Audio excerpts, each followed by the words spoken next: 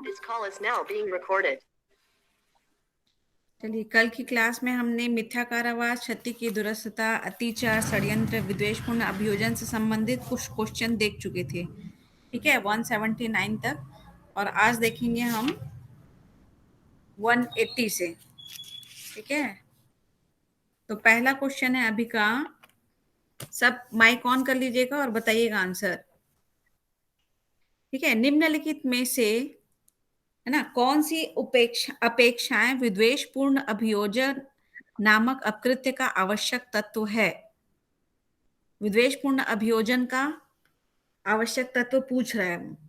ठीक है, तो पहला है इसमें अप्रतिवादी द्वारा वादी का अभियोजन। ये आता है, यस मैम। आवश्यक तत्व में आता है ये। Yes ma'am. Yes ma'am. ठीक, यस मैम आएगा। प्रतिवादी के पक्ष में मामले का अंतिम निर्णय जरूरी है कि प्रतिवादी? नहीं मैम, वादी के नहीं, पक्ष में। वो तो वादी के पक्ष में भी आ सकते हैं ना। हाँ, ठीक है, तो ये कोई आवश्यक नहीं है, इसको कट करते हैं। तीसरा है आपका वादी के पक्ष के मामले में अंतिम निर्णय। यस मैम, ये आएगा। Yes ma'am. ठीक, नेक्स्ट है आपका युक्तियुक्त और अधिसंभाव्य हेतु का होना। यस मैम आएगा। ठीक, मैम नेक्स्ट हेतुक मतलब हाँ, हेतुक मतलब हेतु यानी कारण। क्या? नेक्स्ट है आपका युक्तियुक्त और अधिसंभाव्य हेतु का अभाव। नहीं मैम, ये नहीं आएगा। ये नहीं आएगा। ठीक है, नेक्स्ट है आपका प्रतिवादी की ओर से विद्वेष। आएगा मैम। मैम। यस मैम, ये आएगा। वादी को हुई क्षति। Yes ma'am. ये भी आएगा मैम। आप लोगों ने इतना सब सही बताया है, ये सही बताया, ये सही बताया। ठीक है, पांचवा और छठवा ये आना चाहिए ना आपका। ये नहीं आएगा आपका। देखिए क्यों होना, आपने इसको ध्यान नहीं दिया। यहाँ पे इसका ऑप्शन था युक्तियुक्त और अधिसंभाव्य हेतु का होना। ये जरूरी होता है क्या? अगर कि आप विद्वेषपूर्ण अभियोजन चलाओ तो युक्तियुक्त तो वो अभी क्या बोलते हैं, जो आप कारण बता रहे हो केस के लिए, वो जरूरी हो, नहीं मैम, युक्तियुक्त युक्त हो। नहीं हो सकता वो। जबकि हमने तो जरूर। पढ़ा है ना विद्वेषपूर्ण में कि जरूरी नहीं है उसका। Yes ma'am. क्या पढ़ा था? तो ये हुआ ना। हाँ मैम, नीचे कहाँ आएगा पांचवा? ठीक है, तो क्या क्या आना चाहिए आपका? पहला आना चाहिए 1, 3, 5, 6 और 3, 7। 5, 6 और 7 आएगा। तो फर्स्ट ऑप्शन है मैम। ठीक है, तो फर्स्ट ऑप्शन है इसका करेक्ट ऑप्शन। देखो, थोड़ा सा भी गड़बड़ करोगे ना, ये जो दो ऑप्शन देखे ना आप, ये दोनों एक ही जैसा दिख रहा है। यहाँ पे होना बोल रहा है, यहाँ पे अभाव बोल रहा है। यस।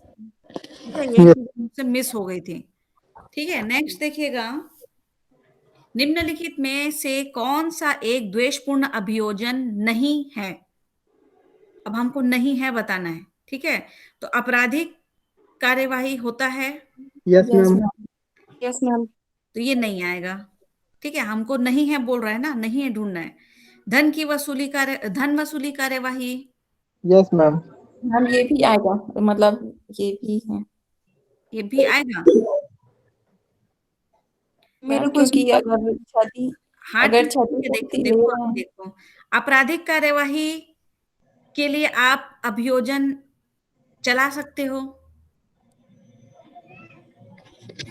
द्वेषपूर्ण। हाँ मैम। ठीक है, हाँ। शोधन अक्षमता की कार्यवाही,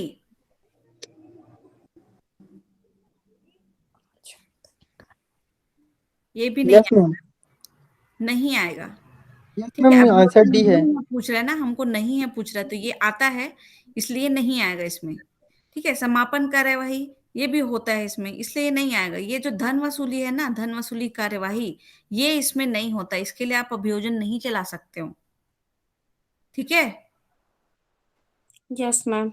इसको आगे डिटेल करते हैं हम लोग। नेक्स्ट मैम देखिएगा। हाँ, मैम ये शोधन अक्षमता का थोड़ा सा मतलब बताइए ना। शोधन अक्षमता यानी कि अगर आप कोई धन, शोधन का मतलब होता है किसी चीज को हम जब चुका सकते हैं, उसकी क्षमता के बारे में बोल रहा है। ठीक है, अच्छा। तो यहाँ पे अक्षमता बोला। ठीक है, शोधन अक्षमता की कार्यवाही। अगर आप चुका नहीं सकते हो, उसके लिए अक्षम हो, तो क्या उसके लिए कार्यवाही की जा सकती है, ये पूछ रहा है। ठीक है, यस मैम। नेक्स्ट देखिएगा। प्रतिवादी के घर में चोरी हो गई। उसने पुलिस को सूचना दी कि वह वादी पर शक करता है, अतएव पुलिस ने वादी को गिरफ्तार कर लिया। प्रतिवादी ने एक प्रतिवाद संस्तुत किया, किंतु मजिस्ट्रेट ने बाद में वादी को दोष मुक्त कर दिया, क्योंकि अंतिम रिपोर्ट में यह दर्शाया गया कि वादी को चोरी से जोड़ने के लिए कोई साक्ष्य ही नहीं था। ठीक है, तो वादी ने द्वेषपूर्ण अभियोजन के आधार पर नुकसानी का वाद संस्थित किया। अब आप ये बताइए कि उपरोक्त वाद में कौन सा विनिश्चय सही होगा। ठीक है, केस आपने समझ लिया। Yes ma'am. अब इसका यस आंसर मुझे बताइए क्या होना चाहिए। पहला है कि वादी प्रतिवादी से नुकसानी का दावा करने का हकदार है। वादी प्रतिवादी से नुकसानी का दावा करने का हकदार है। Yes, ma'am. सब बताओ। यस मैम, क्योंकि वो ले सकता है मैम। हाँ। ठीक है, चलो अभी आपके लिए यस करते हैं इसको। मेरे लिए नो है मैम। ठीक, आपके लिए नो। ठीक है, बाकी आगे सुनिए। वादी पुलिस से नुकसानी का दावा करने का हकदार है। नहीं No, मैम। ma'am. नहीं। ये तो पुलिस से लिए ही नहीं जाएगा ना। यस वादी मैम। दोनों से नुकसानी का दावा करने का हकदार है। ये भी नहीं No, आएगा ma'am. मैम। ये भी नहीं आएगा। लास्ट है आपका, वादी द्वेषपूर्ण अभियोजन के लिए नुकसानी का दावा करने का हकदार नहीं है। No, ma'am. नो अब मैम। देखो, इसमें आपको ये समझना है कि यहाँ पे बताया कि वादी ने द्वेषपूर्ण अभियोजन के आधार पर नुकसानी का वाद संस्थित किया। विद्वेषपूर्ण अभियोजन में जब आप क्या करते हो कि द्वेषपूर्ण आधार पे अगर कोई आप नुकसानी का वाद संस्थित करते हो, तो उसके लिए आप किसी भी चीज के हकदार नहीं होते हो। जबकि मैंने आपको शुरू में ही बता दिया था द्वेषपूर्ण अभियोजन के बारे में। तो यहाँ पे क्या क्या क्यों बोल रहे हो आप कि वादी प्रतिवादी के नुकसानी का दावा करने का हकदार है? क्यों पाएगा? मैम, मैम क्योंकि क्योंकि वो वो बिना साक्ष्य के किया है, मैम। मैम मतलब वो संदेह के आधार पे उसको अरेस्ट करवा देता है मैम वो। अरे तो वो संदेह के आधार पे करवाए, पर अभी क्या कर रहा है वादी? अभी वादी कर रहा है द्वेषपूर्ण अभियोजन के आधार पे नुकसानी का वाद ला रहा है ना। यस मैम, उस हिसाब से फिर डी है इसका तो ऑप्शन। जब वो शुरू में बताया, आप शुरू की कहानी को जानते हो, पर लास्ट में जो उसने बताया वो तो आप भूल गए। लास्ट में तो लिखा ही हुआ है ना आपका कि यस वादी के मैम। द्वेषपूर्ण अभियोजन के आधार पर नुकसानी का वाद किया है। तो इसमें सीधी सी बात है, अगर वादी द्वेषपूर्ण अभियोजन चला रहा है तो नुकसानी के लिए कोई हकदार नहीं प्राप्त कर सकता। ये तो आपको स्पष्ट पता होना चाहिए। ठीक है, Yes, ma'am. Yes ma'am. Next देखिएगा।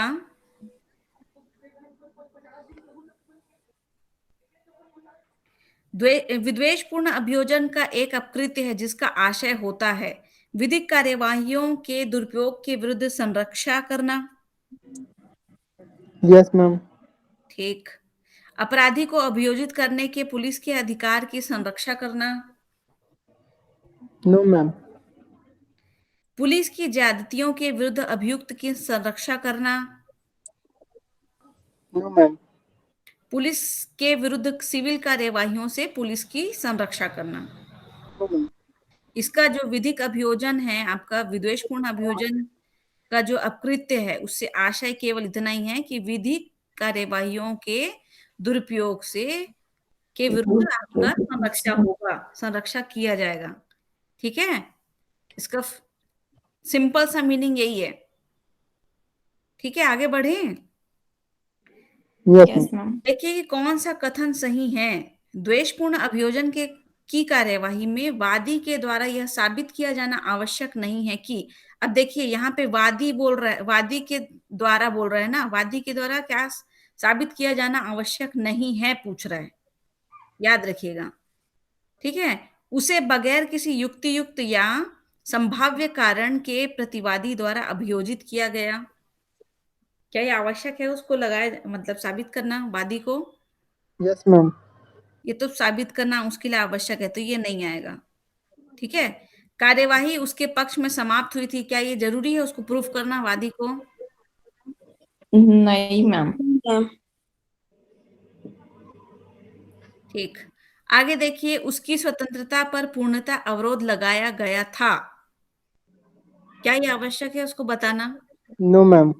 नहीं है। उसे शरीर संपत्ति या प्रतिष्ठा में हानि हुई, क्या ये जरूरी है, आवश्यक है कि वो साबित करे? Yes, ma'am. यस मैम ठीक है, ये साबित करना आवश्यक है, तो ये नहीं आएगा। आपका यहाँ पे करेक्ट ऑप्शन क्या बचा? Sir, ma'am.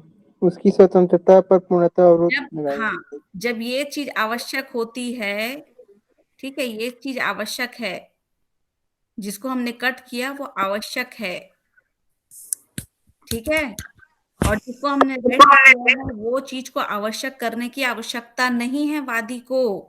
वो ये प्रूफ नहीं करेगा कि उसकी स्वतंत्रता पे पूर्णतः अवरोध लगाया गया था, मतलब उसको बंदी बना लिया गया था, तो मैं विद्वेषपूर्ण अभियोजन उसके पक्ष में ऐसा कार्यवाही करवा रहा हूँ, ऐसा कोई जरूरी नहीं होता है, ठीक है। आपको ये याद रखना है कि वो क्वेश्चन में पूछ क्या रहा है, ठीक है। आगे देखिए, निम्नलिखित कथनों पर विचार करना है आपको। द्वेषपूर्ण अभियोजन की कार्यवाही में वादी को यह साबित करना होता है कि, करना होगा कि, क्या करना होगा वादी को?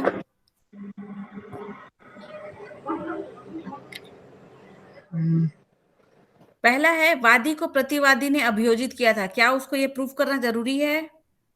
Yes, नहीं ma'am. मैम। ठीक। यस मैम अभियोजन का परिणाम वादी के पक्ष में होता, क्या इसको प्रूफ करना जरूरी है? No, ma'am. नो मैम अभियोजन का परिणाम वादी के पक्ष में हो तो वो प्रूफ नहीं कर सकता, उसको कर सकते हैं मैम। साबित करना होगा ना कि मेरे पक्ष में आया था, तभी तो विद्वेषपूर्ण अभियोजन चला रहा है, ये नहीं करेगा क्या? मैम नीचे में जो ऑप्शन दिया है इसमें केवल दो ही बस कर सकते हैं मैम, तो तीसरा भी मैं पढ़ लिया हूँ कि प्रतिवादी ने युक्तियुक्त और संभाव्य हेतु के बिना कार्य किए। हाँ, तो ये क्या हुआ, प्रूफ करना पड़ेगा उसको, तो यस ये मैम। तीनों प्रूफ करना पड़ेगा ना उसको। Yes ma'am. क्या ऑप्शन आएगा इसमें? डी। ठीक? मैम आप डी आएगा। आप इसको समझे कि नहीं समझे कि अभियोजन का परिणाम वादी के पक्ष में हुआ था, ये उसको साबित करना है, क्यों करना है?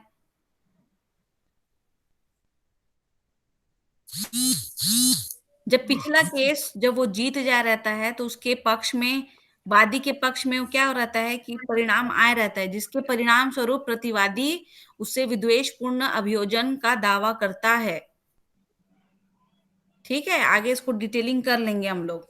नेक्स्ट यस देखिए, प्रतिवादी ने वादी के विरुद्ध मजिस्ट्रेट के समक्ष परिवाद किया था, परिवाद खारिज कर दिया गया। प्रतिवादी ने सेशन न्यायाधीश से अपील की। सेशन में विचारण के दौरान उसने अपनी परीक्षा कराई, यद्यपि वह जानता था कि आरोप मिथ्या है और वह युक्तियुक्त और संभाव्य हेतु के बिना कार्य कर रहा था। उसका परिवाद सेशन न्यायाधीश ने खारिज कर दिया। इस पर वादी प्रतिवादी के विरुद्ध द्वेषपूर्ण अभियोजन का वाद संस्थित किया। तो इसमें से कौन सा निष्कर्ष सही है? क्वेश्चन को अगर आप चाहो तो दोबारा समझ सकते हो। अगर यस मैम। प्रतिवादी वादी के विरुद्ध मजिस्ट्रेट के सामने क्या कर रहा है, परिवाद को पेश कर रहा है, ठीक है। अब जो परिवाद है वो खारिज कर दिया गया है, तो प्रतिवादी क्या करता है, सेशन न्यायाधीश से अपील करता है, ठीक है। अब सेशन में विचारण के दौरान उसने अपनी परीक्षा करवाई और ये जानता था कि आरोप मिथ्या है। कौन जानता था? प्रतिवादी, ठीक है। प्रतिवादी करवा रहा है ना, यस यस मैम। मैम। ठीक है, और युक्तियुक्त और अधिसंभाव्य हेतु के बिना वो कार्य कर रहे हैं, ठीक, उसका परिवार सेशन न्यायाधीश ने भी खारिज कर दिया। अब मजिस्ट्रेट तो खारिज कर दिया, अब सेशन न्यायाधीश भी खारिज कर दिया। इस पर वादी प्रतिवादी के विरुद्ध क्या कर रहा है? अभियोजन द्वेषपूर्ण अभियोजन का वाद संसित करता है। तो इसमें निष्कर्ष क्या निकाल सकते हो आप? प्रतिवादी द्वेषपूर्ण अभियोजन के लिए दायी है? No ma'am. हाँ, है मैम, है। मैम अभियोजन पूर्ण नहीं हुआ। क्या नहीं हुआ इसको हमेश? अभियोजन पूर्ण नहीं हुआ मैम। अभियोजन पूर्ण नहीं हुआ है, पर वादी क्या कर सकता है उसके लिए? वादी प्रतिवादी के विरुद्ध द्वेषपूर्ण वाद वाद अभियोजन का वाद संसित कर सकता है। तो यस मैम, यहाँ पे प्रतिवादी के लिए पूछ रहा है, प्रतिवादी द्वेषपूर्ण अभियोजन के लिए दायी होगा ना? होगा। Yes ma'am. अरे इतना घुमाने के बाद में भी कान पकड़ रहे हो, फिर भी गलत कान पकड़ रहे हो आप लोग। क्यों दायी नहीं होगा भाई? मैम वो वाद ही खारिज हो जाता है मैम, तो पूरा जब कृत्य पूर्ण हुआ ही नहीं तो उस पे कैसे दावा करेंगे मैम? तो क्या मतलब? जब वादी कर रहा है, वादी बोल रहा है कि अब वो प्रतिवादी के विरुद्ध द्वेषपूर्ण अभियोजन का वाद संसित करेगा, ठीक है, तो यस प्रतिवादी क्या होगा? प्रतिवादी द्वेषपूर्ण अभियोजन के लिए दायी माना जाएगा। जब वो इतना कर चुका है काम, प्रतिवादी मजिस्ट्रेट कोर्ट में गया, सेशन न्यायालय में गया, है ना, किसके किसकी में, जबकि आरोप मिथ्या थी, यस युक्ति मैम। नहीं थी, अधिसंभाव्य हेतुक कारण नहीं था उसके पास में, तो वादी उसके पक्ष में तो बोलेगा ही ना, और वो जीतेगा भी। यस यहाँ मैम। पे अभियोजन के लिए वो दायी ठहराया जाएगा, भले वो क्रिया पूरी नहीं हुई है, खारिज होते जा रहा है उसका, पर परेशान भी तो हो रहा है ना वो। Yes ma'am. ठीक है, नेक्स्ट देखिएगा। परिणामों की दूरस्थता निश्चित करने के लिए युक्तियुक्त पूर्वानुमान का मापदंड निम्न में से किस वाद में अभिनिर्धारित किया गया था? अब देखो, अब ये वाला क्षति की दूरस्थता का केस आ गया आपका, है ना, टॉपिक है। तो उसमें जो मैंने सबसे पहला जो केस बताया था, आपको याद है क्या बताया था? यस मैम, आप दो केस बताए थे इसमें, रीपॉलीमेस का और दूसरा वेगन माउंट का। ठीक, तो इसमें दो केस यस तो आपको दिखाई दे रहा है। Yes ma'am. ठीक है, तो अब इसको आपको ये याद रखना है कि कौन सा केस में बताया था कि युक्तियुक्त पूर्वानुमान का मापदंड निम्न, कौन से वाद में बोला था? मैम ये फर्स्ट है मैम, रीपॉलीमर्स यस का। मैम, या रिकॉल मस्ती वाला। ठीक है, तो ये केस हाँ। आपको मुंह जबानी याद होना चाहिए। रीपॉलीमर्स के बाद में बोला गया था युक्तियुक्त पूर्वानुमान का मापदंड। ठीक है, आगे यस मैम। देखिए। पॉलीमर्स के मामले में यह अभिनिर्धारित नियम है कि प्रतिवादी दायी होगा किस मामले में? अपने कार्य के सभी प्रत्यक्ष परिणाम के लिए। कैसा बोला गया था उसमें नियम में, केस में? No ma'am. अच्छे से याद करो, केस था मैम क्या? मैम मैम इसमें एक वो एक ज्वलनशील वो रखा होता है मैम, हाँ। पदार्थ, हाँ, तेल टाइप का पदार्थ रखा था। द्रव्य मैम। हाँ, तो उसमें निर्णय क्या आया था? जब आपको केस याद है तो वो भी याद होना चाहिए। ये नहीं बोला था कि सभी प्रत्यक्ष परिणामों के लिए वो जो सामान रखा है वो दायी होना चाहिए? होगा मैम, यस दाई मैम। हो। चलो ठीक है, अभी याद नहीं आ रहा, नेक्स्ट देख लेते हैं। आप लोग क्या बताना चाह रहे हो, ऑप्शन देखते हैं। ठीक है, अपने कार्य के सभी प्रत्यक्ष परिणाम के लिए यदि उसे इस बात की पूर्व कल्पना थी कि उसके कार्य से वादी को नुकसान होगा। Yes ma'am. क्या यस में क्या लगाऊं, टिक राइट लगाऊं? यस मैम, राइट लगा ली। ठीक है, खोमेश की तरफ से ये राइट है भाई। नेक्स्ट, अपने कार्य के सभी प्रत्यक्ष परिणामों के लिए किंतु तभी जब वह उसके प्रकार के उस प्रकार के नुकसान के पूर्व कल्पना कर सकता था जो वास्तविक में हुआ है,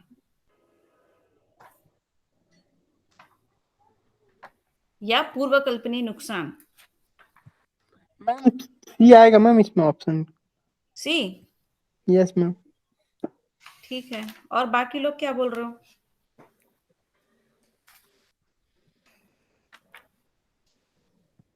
मैम फर्स्ट लग रहा है मेरे को, फर्स्ट। फर्स्ट है? यस मैम, अपने कार्य के सभी प्रत्यक्ष परिणामों के लिए। तो जो केस सुना होगा वही आंसर बता सकते हैं भाई अच्छे से। केस तो याद है मैम उसका, लेकिन वही तो बता रही हूँ ना क्या बोला था। यहाँ पे देख लो, प्रत्यक्ष परिणाम का नियम निकला था। यस मैम, और युक्ति युक्त का भी था मैम। तो वही तो सुनो ना क्या क्या निकला था। युक्तियुक्त पूर्वानुमान का नियम था और प्रत्यक्ष परिणाम का नियम निकला था। ठीक है, दो नियम निकला था इसमें। तो ये जो इसका प्रत्यक्ष परिणाम का नियम है वो पॉलीमर्स के मामले में प्रत्यक्ष परिणाम के नियम का अनुसरण किया है।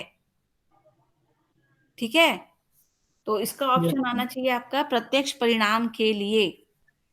सरोज जो बताई वो सही है, बाकी जो चीज है ये नहीं आएगा। ठीक है, जो दो नियम निकले थे उसमें से पहला नियम जो है ना खोमेश, यस मैम। ठीक है, उसके लिए लिया गया था पॉलीमर्स के केस को। ठीक है, पॉलीमर्स के केस में प्रत्यक्ष परिणाम का जो है ना उस नियम का अनुसरण किया गया था। ये तो शुरू लाइन में ही दिया गया है, शुरू लाइन में यस मैम।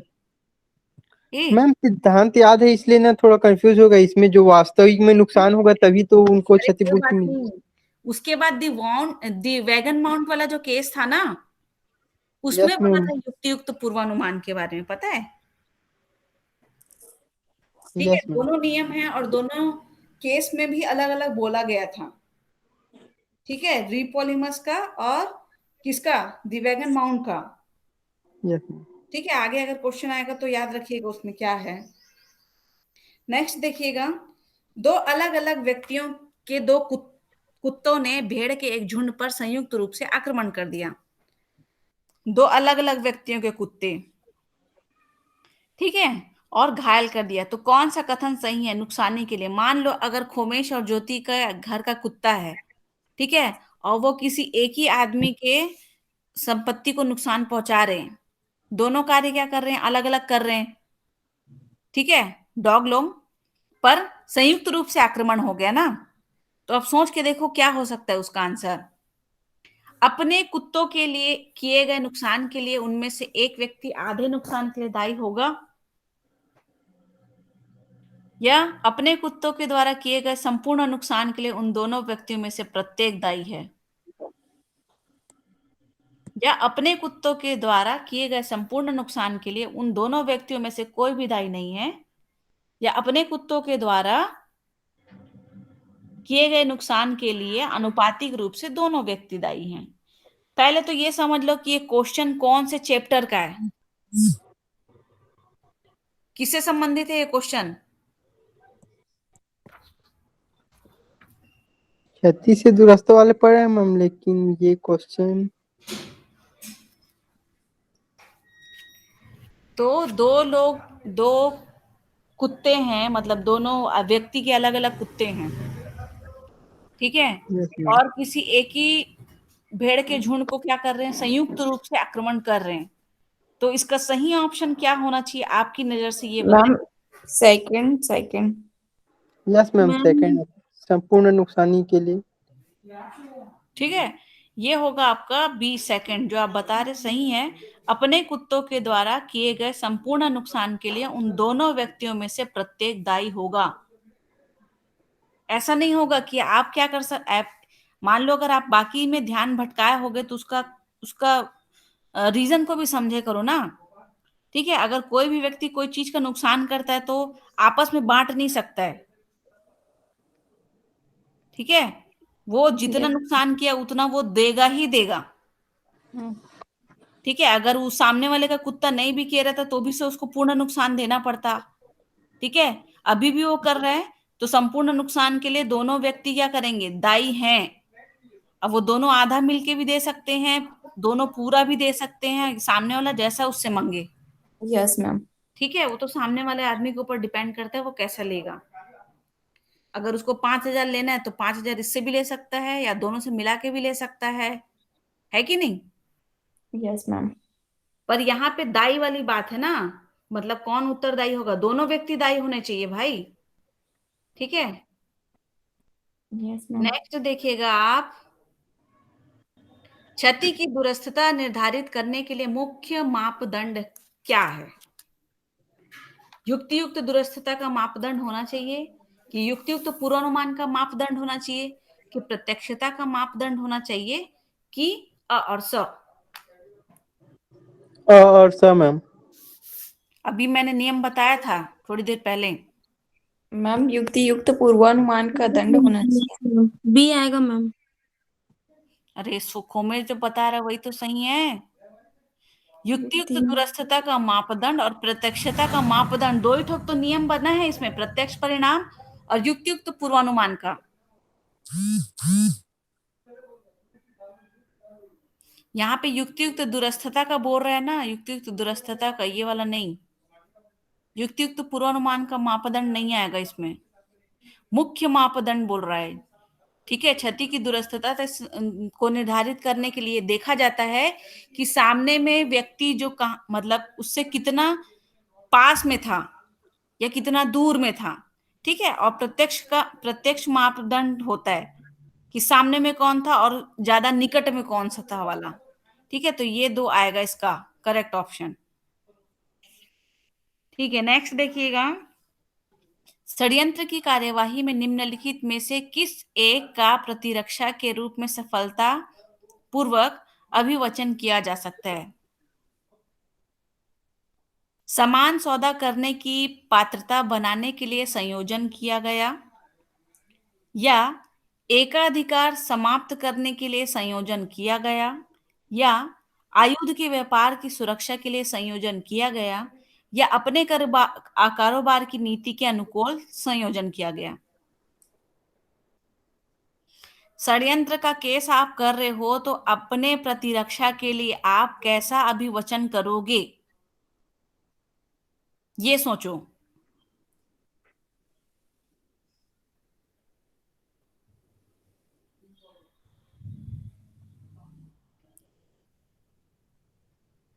आप ये बोल सकते हो क्या कि समान सौदा करने की पात्रता के लिए हमने ऐसा षड्यंत्र किया, उसका बचाव ले सकते हो? नहीं मैम, ठीक। और ये तो आएगा नहीं एकाधिकार वाला। ठीक, तो दिमाग लगा के बोलो ना, आयुध के व्यापार की सुरक्षा करने के लिए आपने प्रतिरक्षा ली है, ऐसा बोल सकते हो? नहीं नहीं बिल्कुल मैम, नहीं बोल सकते हो, ये तो मिलेगा और भी नहीं ये आपको। डी आएगा मैम ठीक है, इसमें। अपने कारोबार को बचाने के लिए आपने ऐसा काम किया, ऐसा अगर एक बार बोलोगे तो प्रतिरक्षा के लिए सफलतापूर्वक अभियोजन माना जाएगा। ठीक है, यस मैम। नेक्स्ट देखिएगा। षड्यंत्र के अपकृत्य में निम्नलिखित में से कौन सा महत्वपूर्ण अवयव नहीं है? तो अवयव है ढूंढ लो, तो नहीं है मिल जाएगा। ठीक, संयुक्त होकर कार्य करने वालों का प्रयोजन, यस मैम। ये आता है तो ये नहीं आएगा। ठीक, नेक्स्ट है संयुक्त होकर कार्य करने वाले द्वारा अपनाया गया साधन, ये भी नहीं आएगा मैम। ये मुख्य महत्वपूर्ण अवयव है ये कि नहीं है? नहीं है मैम। षड्यंत्र में क्यों ये जरूरी होता है क्या कि सामने वाला आदमी क्या पकड़ा है, या कौन सा सामान पकड़ा है, या कौन सा साधन अपनाया है षड्यंत्र में? नो मैम, ये आशय आएगा मैम लास्ट वाला। आशय तो मुख्य है बाबा। मैम संख्या नहीं आएगा मैम, क्योंकि तो संख्या इसका निर्धारित मुख्य नहीं है। अवयव नहीं ये है, भी नहीं आता मतलब है, ये नहीं है तीनों वो नहीं बताना आता चाहिए। है। बी आएगा, बी उसका साधारण वाला। ठीक है, ये बी आना चाहिए, अवयव नहीं है पूछ रहे ना, ध्यान तो दो। यस ये मैम। कोई जरूरी नहीं है कि अगर यस दो लोग मैम। मिलके कुछ कार्य कर रहे हैं तो उनके द्वारा कौन सा साधन का उपयोग किया गया है ये उसको वो बताए, या प्रूफ हो जाए वहां पे। ठीक है, इसका कोई मेन चीज नहीं है वो, यहाँ कहीं पे भी उल्लेख करने का आवश्यक नहीं है। बस इतना है कि दोनों ने मिलकर षड्यंत्र किया, कैसे किया, किससे किया, कोई मतलब नहीं। ठीक है, बाकी जो है आपको संयुक्त होकर आपका प्रयोजन जानना जरूरी है, या प्रयोजन बताना पड़ेगा आपको, या संयुक्त रूप से एक संख्या बतानी पड़ेगी, एक है कि दो है कि तीन है, ये नहीं बताओगे आपका। यस मैम, बताएंगे संख्या मैम, उसका बतानी इंटेंशन तो है ना, बताना ही पड़ेगा। संख्या तो बतानी पड़ेगी कि कितने लोग षड्यंत्र में शामिल हैं। ठीक है, और यस संयुक्त होकर कार्य करने का आशय, आपको आशय भी बताना पड़ेगा, वो यस महत्वपूर्ण मैम। चीज है। आशय, बिना आशय के तो आप कोई काम ही नहीं कर सकते ना।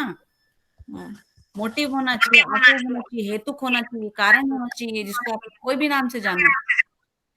ठीक है, तो यहाँ पे महत्वपूर्ण अवयव नहीं है, क्या आना चाहिए? ये तो मैम बी होकर कार्य उसका साधन। ठीक है, संयुक्त होकर कार्य करने वाले द्वारा अपनाया गया साधन, ये कोई आवश्यक अवयव नहीं है। षड्यंत्र के अपकृत्य में संयोजन का प्रयोजन होना चाहिए। संयोजकों का फायदा प्राप्त करना या पीड़ित व्यक्ति के वैध अधिकार का अतिक्रमण करना या संयोजकों के हित की सुरक्षा करना या पीड़ित व्यक्ति को नुकसान कारित करना।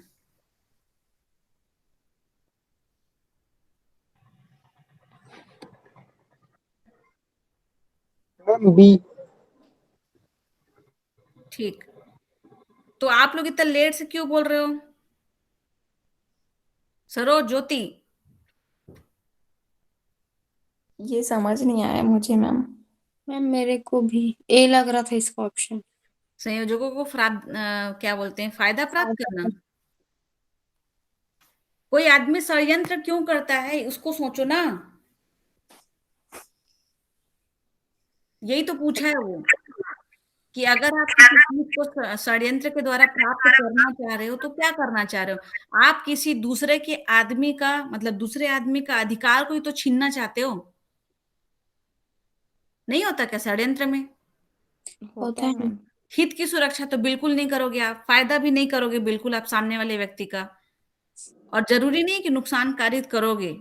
बिना नुकसान कारित करे भी आप उसको क्या कर सकते हो, षड्यंत्र में शामिल करके नुकसान पहुंचा सकते हो। जरूरी नहीं है कि पीड़ित व्यक्ति को नुकसान कारित हो। ठीक है, तो ये जो है आपका पीड़ित व्यक्ति के वैध अधिकार का अतिक्रमण, इसका ये मेन प्रयोजन होता है षड्यंत्र का। ठीक है, षड्यंत्र के अपकृत्य में। Clear? Yes ma'am. Yes ma'am. Next देखिएगा आप, कथन पे आपको विचार करना है कि षड्यंत्र के अपकृत्य में अपेक्षा है। क्या अपेक्षा है? दो या अधिक व्यक्तियों के बीच करार हो, कि किसी अवैध कार्य को करने या वैध कार्य को अवैध साधन से करने का हो, कि किसी अन्य पक्षकार को परिणामिक नुकसान हो, या सभी षड्यंत्र कार्यों द्वारा कोई कार्य वास्तव में किया जाना चाहिए। तो दो या दो से अधिक व्यक्ति के बीच करार होना ये तो जरूरी है। एक ही व्यक्ति षड्यंत्र कर सकता है क्या अकेले? नहीं मैम। नो नहीं। मैम। तो ये आवश्यक है ना इसमें। Yes yes ma'am. यस। दूसरा देखिए कि किसी अवैध कार्य को करने के लिए षड्यंत्र कर सकते हैं या वैध कार्य को करने के लिए कर सकते हैं। अवैध साधन भी हो सकता है, वैध साधन भी हो सकता यस मैम। है। ठीक, यस किसी मैम। अन्य पक्षकार को परिणामिक नुकसान होगा, ये तो पता है। अगर दो लोग मिलकर षड्यंत्र कर रहे हो तो तीसरे आदमी को आप उसी नुकसान पहुंचाने के लिए ही कुछ काम कर रहे हो। ठीक है, ये भी आवश्यक है इसमें, मतलब ये होता है। सभी षड्यंत्रकारियों द्वारा कोई कार्य वास्तविक में किया जाना होता है क्या? ये नहीं मैम। एक जन बैठ के पहरा भी तो दे सकता है। Yes yes ma'am. मैम। ठीक है, तो ये कोई आवश्यक नहीं है, अपेक्षित नहीं है ये। तो इसका ऑप्शन क्या आना चाहिए?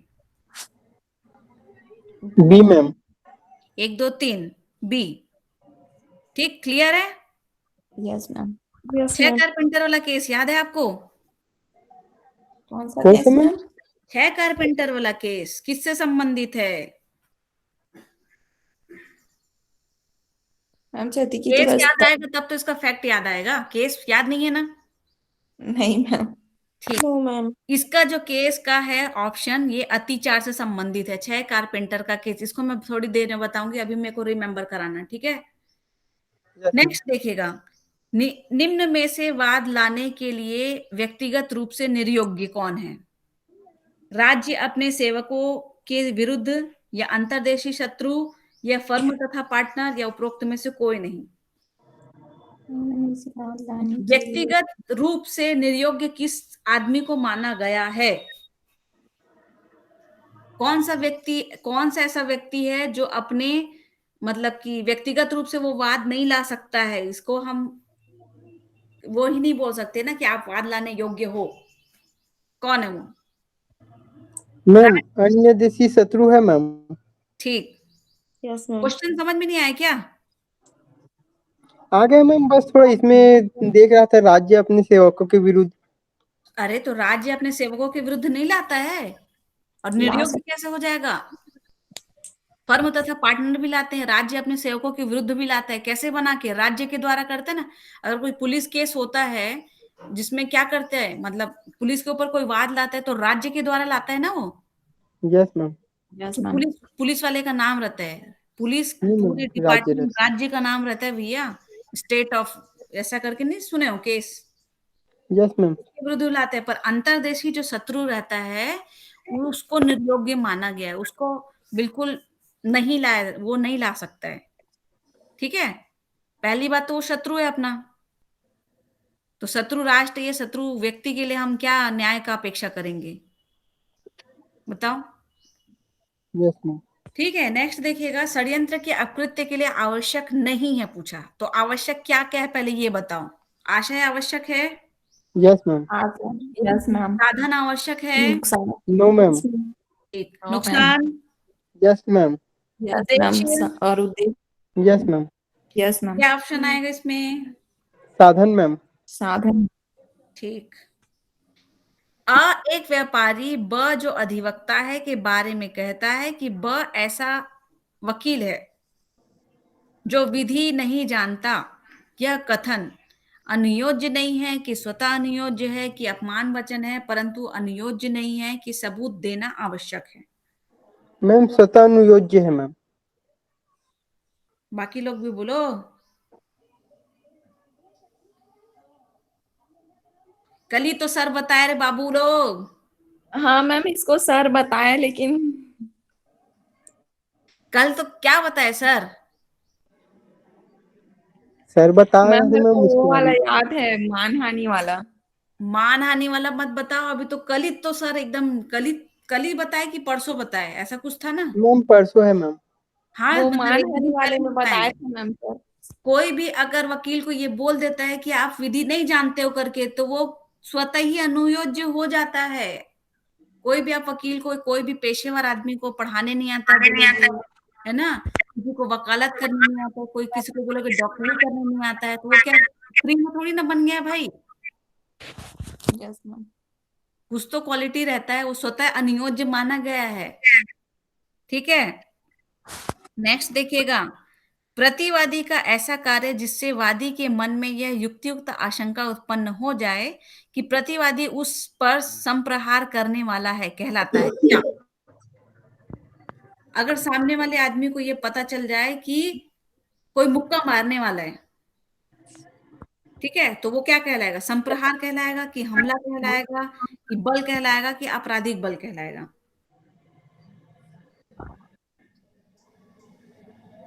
ये क्वेश्चन आता है भाई। Yes ma'am ma'am.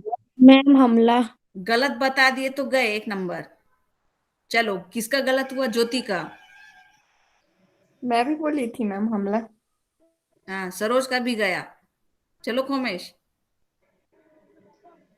वादी के मन में आशंका उत्पन्न हो जाएगी। मैम संप्रहार आएगा। ये तो मैम खुद ही बोल रहे आपराधिक हैं कि बल है। संप्रहार है, संप्रहार करने वाला है, तो संप्रहार कैसे कहलाएगा वो? दिमाग नहीं लगाते तुम लोग। आपराधिक बल मैम। Yes ma'am. ये भगवान, आपराधिक बल होगा? ठीक है, लास्ट देखो, संप्रहार एक हमले के अकृत्य में निम्न प्रतिरक्षा मान्य नहीं है। ठीक है, किसके विरुद्ध बोल रहा है? संप्रहार और हमले के विरुद्ध में बोल रहा है।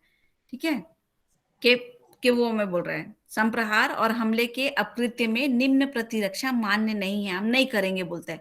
तो संपत्ति की रक्षा है मैम। ये होता है। ठीक, शरीर की रक्षा, ये यस भी मैम। होता है। विधिक प्रक्रिया, यस मैम। ठीक, अतिचार का निष्कासन, यस मैम। भूल, नो मैम। मैम। आवश्यक। Yes ma'am. अरे तुम लोग यस यस किसको बोल रहे हो? नहीं मैम। बोल रहे। अरे रुको, फिर से पूछ रही हूँ, फर्स्ट संपत्ति की रक्षा। Second. Yes ma'am. Yes ma'am. क्या क्या यस बोलना चाह रहे हो? मान्य है मैम कि इसमें मान्य होता नहीं? है मैम।